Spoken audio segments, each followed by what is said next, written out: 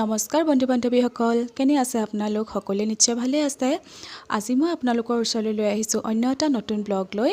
আজি মোৰ ব্লগটোত দেখুৱাম দুটা গাহৰি ৰেচিপি। গাহৰি মই কেনেধৰণে বনাইছিলোঁ আৰু সেই ৰেচিপি দুটা আপোনালোকে স্কিপ নকৰাকৈ চাই থাকিব। এটা হৈছে নৰ্মেলকৈ বনোৱা এটা গাহৰি ৰেচিপি আৰু আন এটা হৈছে চুঙাত দিয়া গাহৰি ৰেচিপি। গতিকে আপোনালোকে ভিডিঅ'টো স্কিপ নকৰাকৈ চাব বুলি আশা কৰিলোঁ।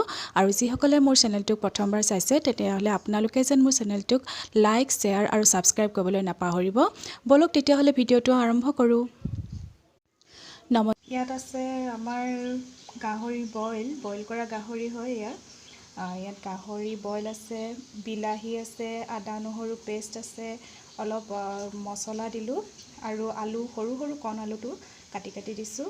আৰু এইটো দেখিছে আপোনালোকে বাঁহৰ চুঙা, আৰু এই বাঁহৰ চুঙাটোতে আমি আজি পুৰিম গাহৰি। আৰু পুৰাৰ পিছত কেনেকুৱা হয় আপোনালোকক জনাম, আপোনালোকে চাই থাকিব। খুব টেষ্টি হয়। মই তেল দিয়া নাই, গাহৰি বইল কৰোঁতে যিখিনি তেল ওলাইছিলে সেয়াই গাহৰি পানীটোৰ সৈতে তেনেকৈ মই সানি থৈছোঁ, একো তেল চেল দিয়া নাই। তেনেকৈয়ে মই সানি মেলি এতিয়া এইটো পুৰিম। পুৰাৰ পিছত কেনেকুৱা হয় আপোনালোকক দেখুৱাম।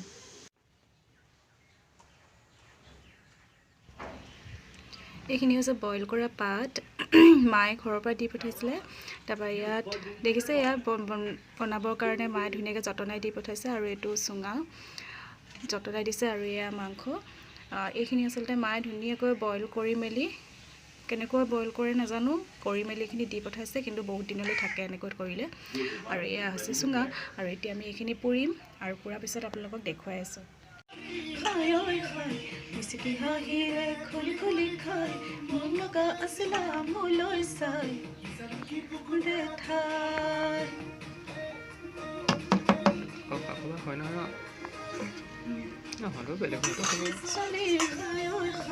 মিচিকি হাঁহিৰে খুলি খুলি খাই মন লগা আছিলা মোলৈ চাই দেঠাই।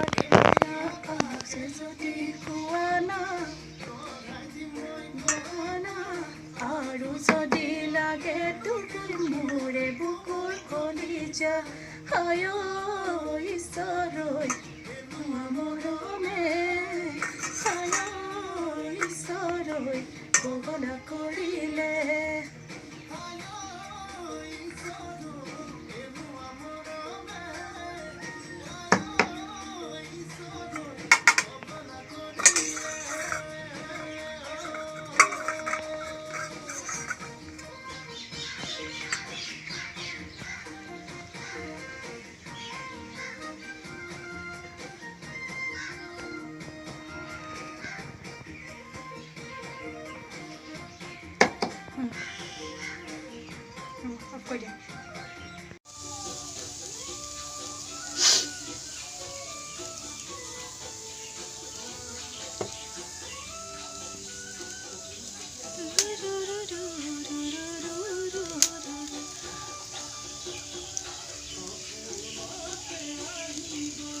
চাওক, মই একেবাৰে কমকৈ তেল দিছোঁ, দেখিছে কিমান কম তেল দিছোঁ। তেলখিনি কুকাৰত মই ভাজিম এতিয়া। আৰু এয়া মই এতিয়া ইয়াত কি দিম চাওক। এয়া দেখিছে ক'লা জিৰা অকণমান আছে ভাবৰ কাৰণে, আৰু জিৰা, গোটা জিৰা অকণ ফুটাই ল'ম।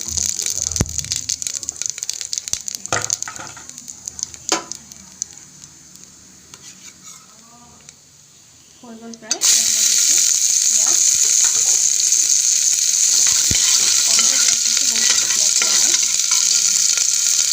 এনেদৰে অকণমান ৰঙচুৱা হোৱালৈকে মই ভাজি থাকিম। গাহৰি অকণমান বনাম, যিহেতু বহুত বেছি নহয়। মই ইমান গাহৰি নাখাওঁ, এয়া ভাল পাই, সেইকাৰণে বনাই দিওঁ আৰু কেতিয়াবা। ইয়াত পিঁয়াজখিনি প্ৰায় হৈ গৈছে।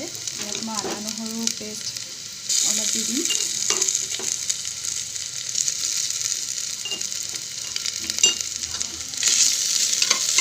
আদা নহৰু পেষ্টখিনি গোন্ধটো যোৱালৈকে মই অলপ সময় ভাজিম। একেবাৰে তেল নাই। আৰু মই অন্যান্য চব্জি যেতিয়া বনাওঁ, পাচলি হওক বা যিয়ে নহওক, মই খালি খুব কমকৈ তেল দিওঁ। একেবাৰে কম তেল দিওঁ, আৰু একেবাৰে কম তেলত খাবলৈ আচলতে খুব সোৱাদ লগা হয়। বেছি তেল দিলেও ভালেই লাগে বাৰু, কিন্তু মই ইমান তেল খাব নোৱাৰোঁ যিহেতু, সেইকাৰণে একেবাৰে কম তেলতে এয়া মাংসখিনি বনাম। নহয়, বহুত বেছি নহয়, একেবাৰে অকণমান তাৰে অলপমান যিহেতু বাহিৰত মই এওঁক দি থৈ আহিছোঁ পুৰিবৰ কাৰণে, সেইকাৰণে কেইপিচমান মাংসই মই অকণমান আলু দি মই বনাই দিম। আৰু মোৰ টাবত হোৱা অলপমান হেৰি আছিলে, লাই শাক আছিলে, সেয়া অকণমান দি দিম। ইয়াৰ মাংসটো কুকাৰতে এনেকৈ বনাইছোঁ মই। ইয়াত দিলোঁ হালধি, তাৰপিছতে গুড়া জলকীয়া আৰু অলপ নিমখ। মছলাটো মই অলপ পিছত দিম আৰু এনেকৈ অলপ সময় থাকিব দিম, তাৰপিছতে মই আলুখিনি দি দিম।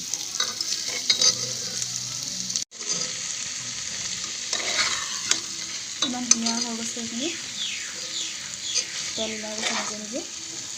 এতিয়া মই ইয়াতে মছলা এড কৰিম। মিট মছলা অলপ দিছোঁ, ধনিয়া পাউডাৰ অকণমান, আৰু এইখিনি হৈছে জিৰা। মিট মছলা আৰু অকণ দি দিছোঁ।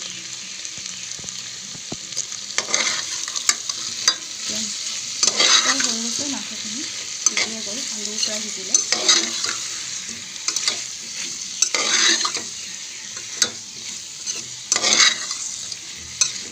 ইয়াতে এড কৰিম মই থৈ দিয়া লাই শাকখিনি।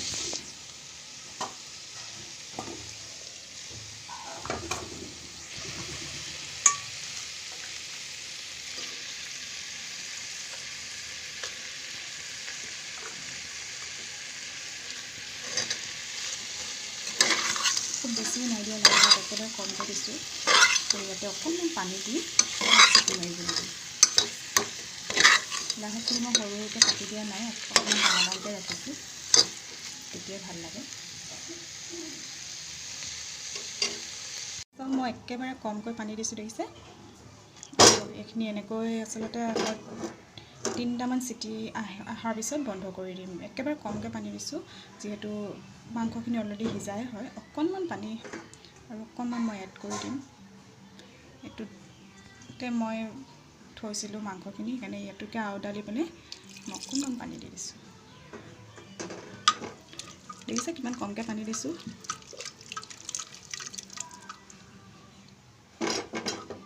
এতিয়া মই 3টা চিটি অহালৈ ৰাখি দিম, কিন্তু উতল এটা অহাৰ পিছতহে মই কুকাৰৰ সাঁফৰখন লগাম। মানে এইটো উতল এটা আহিবলৈ দিম, তাৰপিছতহে মই কুকাৰৰ সাঁফৰখন লগাম।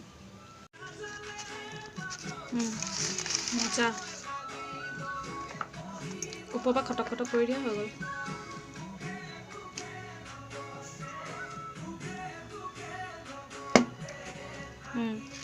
ওলালে ওলালে।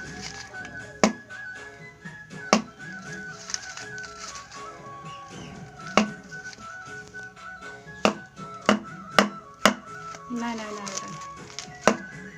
নাই যোৱা, হৈ গ'ল।